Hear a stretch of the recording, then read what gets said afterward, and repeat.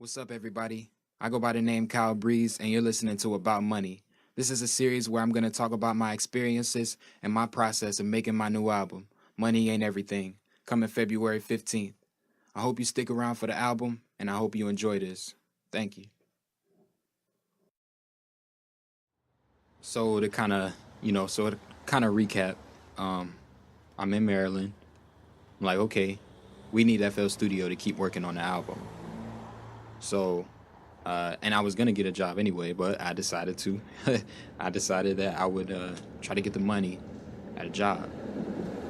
I applied. I'm like, okay, I need this job so we can at least get FL Studio. I got other things to do, but hopefully the money will come from this job. So I go to Harris Teeter, and I get a job overnight stocking.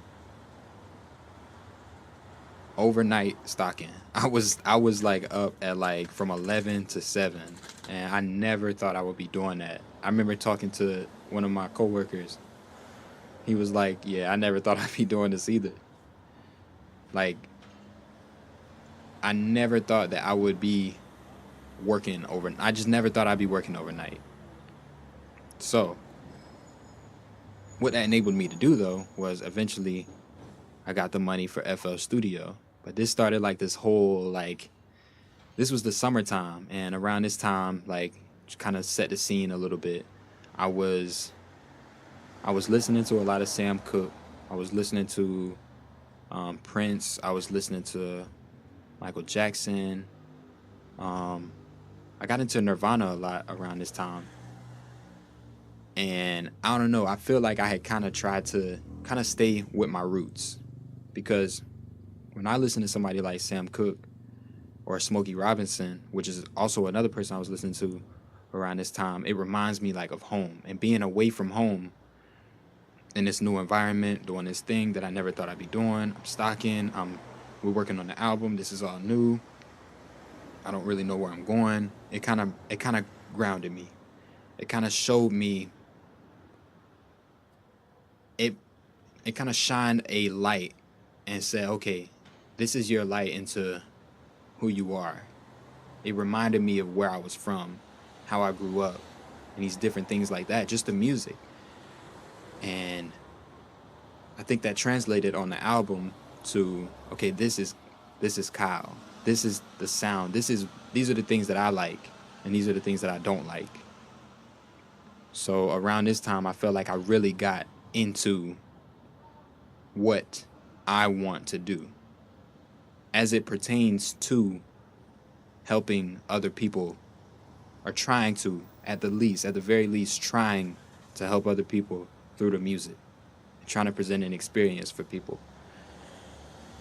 So after I got the money for FL Studio, stocking, catching the bus to work, sometimes the bus would, there's a whole thing about catching the bus. I would catch the bus to work. Sometimes the bus, I get there like, you know, I get to the bus stop at like 7:30. It's a weekend. The bus comes like a little bit later than usual, or a little bit more, a little bit less than usual, less stops than usual. I'm waiting from like 7:30, like 8:30, like 8:45. Like, yo, where's the bus? Like, trying to catch the bus. Sometimes it'd be chilly. It would be hot the night before. It was the summer, and you'd be right there next. I'd be right there next to the water. Like, I was like, bro, what is going on though?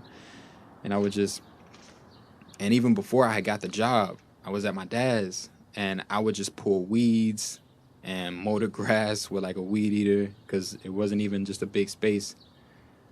And I would just be listening to, like I was saying, I would listen to like the soul music. I would listen to that song, "Everybody Loves the Sunshine." I love that song.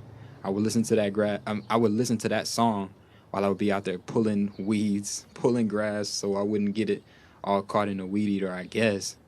Just picking the grass up, picking the weeds up, and just cutting the grass, listening to that. And I would just be out there like it would be so hot. It would be so hot. And but I don't like using the word happy. I was satisfied. I felt good. It felt so good because I felt like I was really in my element. I was with my dad. I was listening to this music I love. I was starting to get to know myself a bit better. And that all goes back to what I want to talk about now, which is getting back to the album.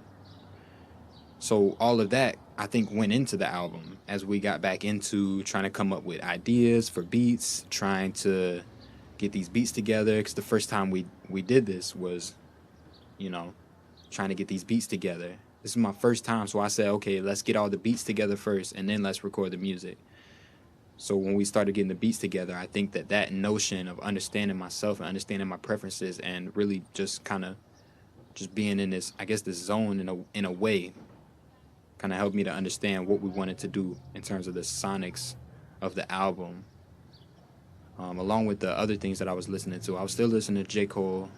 I wasn't listening to a lot of rap though. I was still listening to Cole. I don't even know what other rap I was really listening to. Probably Kendrick. Probably not a. It was. I don't know. I don't know why, and I think it was largely because I didn't want it to kind of sway me in any direction because I was trying to make a rap. We were trying to make a rap album, so it was like I don't really want to. I don't really want to hear rap right now. So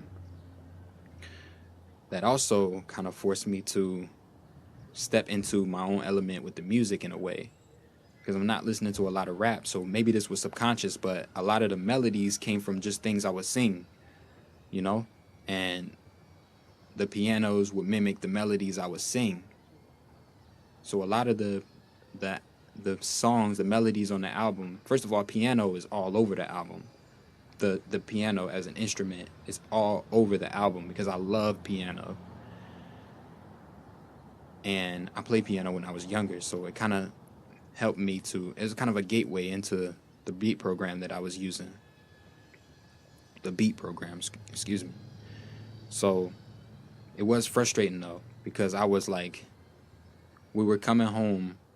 I would come home at like 7 in the morning, 8 in the morning, 9 in the morning from working overnight, and I would try to come up with these beat ideas and these different things. And I would watch like interviews, tutorials. I love watching interviews and tutorials, just how to make good beats, how to make soulful beats. I would love watching stuff like that. I love to watch tutorials and interviews and learn about things as I'm doing them. And I kept trying to get the beats together. And God was guiding me the whole time, the entire time, which God is the main reason. God is the reason that this album even got anywhere close to being ready for release in the first place. And I just want to make sure I say that. But it was mad frustrating. It was frustrating. I think that God was guiding me through that process so that I wouldn't take it for granted. And after we started getting a couple beats together, this song called $1 Million Man came about. I don't know if that's out yet, but that one kind of came up. I don't know if it's, and when I say that, I don't mean that we never gonna put it out. I just don't know if this is released at the time that that's out. So, but this song called this beat called $1 Million Man beat came about, and that was kind of the Iron Man of the album in terms of the knowing what we wanted to do and kind of how to go about it next. So all summer long, kind of all summer long, I try to take breaks here and there just to enjoy the moment, just being with my dad. I kept consistently trying to come back and come up with beat ideas, come up with melodies, come up with different ways to, trying to use this inspiration, I guess, this energy. I like inspiration, but energy is maybe a better way to say that. Trying to use this energy to put into the album. And we were definitely trying to get done before the semester started, but as we found out, that didn't happen. So we kept trying nonetheless.